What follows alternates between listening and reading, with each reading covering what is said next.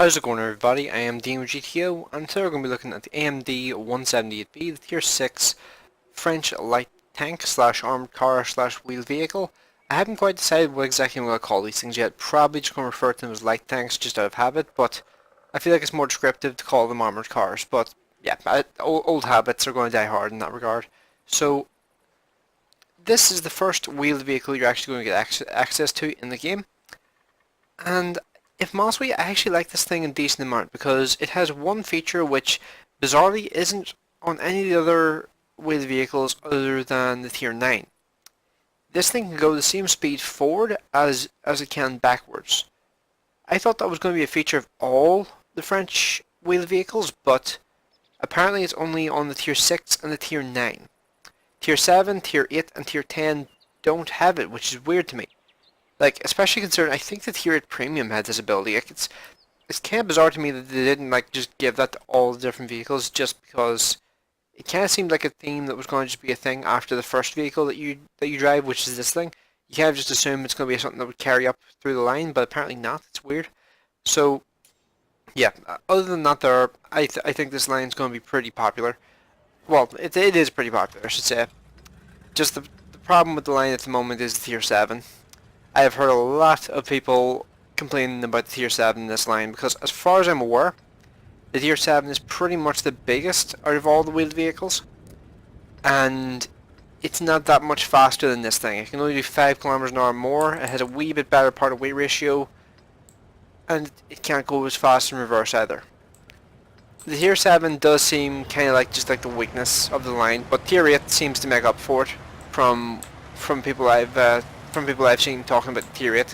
The Tier 8 seems to be pretty much universally loved, whereas Tier 7 is universally just hated and despised. It's interesting, but I'm glad the Tier 7 sucks and not the Tier 8 this time, because the last French line that was released, I believe it was the MXM 454 line, they made the Tier 8 suck. And that was a terrible idea because that just meant that nobody wanted to play the MXM 454 line. Because no one wants to spend like 150,000 free XP just skipping past a shit tank. For obvious reasons. That's a lot of XP to spend on one line. Especially because there's only 3 vehicles in the line. It would not have been difficult for them to just make that tank decent, but they just nuked his terrain resistances and just made the tank just horrendous. But yeah, getting kind of sidetracked by a completely different line. But what I'm going to do here now is I'm just going to sit here and just wait to see if this T-37 decides to come around this corner or not. Because if he does, I'm going to load a HE round and be prepared to actually get a shot into him, potentially get like 180 damage. And if you don't know, this is another feature of these vehicles. This is a feature that carries up through all of the vehicles in the line. They have the same penetration on their HE rounds as the caliber of their guns. So this thing here has a 75mm gun. It has 75mm of HE pen. The Tier 7 has 75mm gun as well. It has 75mm of pen. It's a pretty handy feature. Like the 105mm gun Tier 10 has 105 pen. It's really handy for the most part. I actually think it's a good idea to have it set up like that, because that way it's really just easy to remember how exactly it's set up. Being a wee bit risky here because I want to try and get rid of this guy. But yep, that's the T1 Heavy dealt with, and yeah, I was hoping that guy would come around from the other direction. This is going to be a rough fight. Ooh, that actually went really, really nicely there. I was expecting that fight to be really bad for me there, just against that T-37, because that tank, if he had rammed me, I think he probably would have taken off half my health just by doing that. Because this thing here is substantially lighter than the wheel, or not the wheel, than the non-wheeled light tanks. Just going from memory. It's been a while since I played T-37 though, I should mention that. Can I see that guy? No, I can't.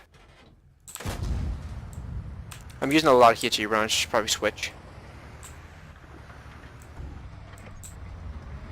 That P-43, up there he is there. Even though the P-43 has decent armor for Tier 5, this gun has 120 penetration, which means it's pretty easily able to like just rip apart a tank like that. It is 120, isn't it? Yeah, 120, 110 damage. It's very easy to get those numbers reversed sometimes. So let's see. So they have why is an M6 up there? That's a bizarre place to take a tank like that. Like did he sit there that entire game like just in that position, or did he fall back? I wasn't paying attention to the map, so I didn't see. But that's an interesting way of playing top tier heavy tank. So let's just try and get the kill on this artillery here. Try and get rid of this guy because I may as well.